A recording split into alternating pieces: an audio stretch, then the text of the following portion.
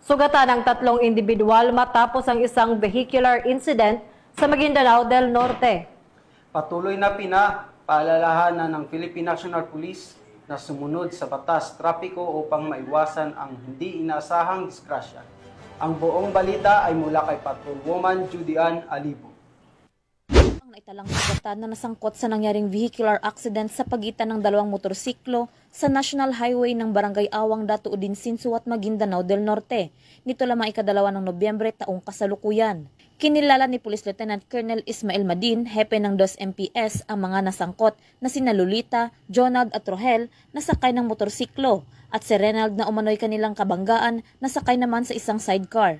Sa report mula sa Dato Udinsinsu at PNP, parehong tinatahak ng dalawang motorsiklo ang kalsada patungong Cotabato City nang mag-overtake ang motorsiklo na minamaneho ni Rogel sa sidecar na minamaneho naman ni Renald nang aksidenteng nabangga nito ang likurang bahagi ng sidecar na dahilan ng aksidente ng dalawang motorsiklo.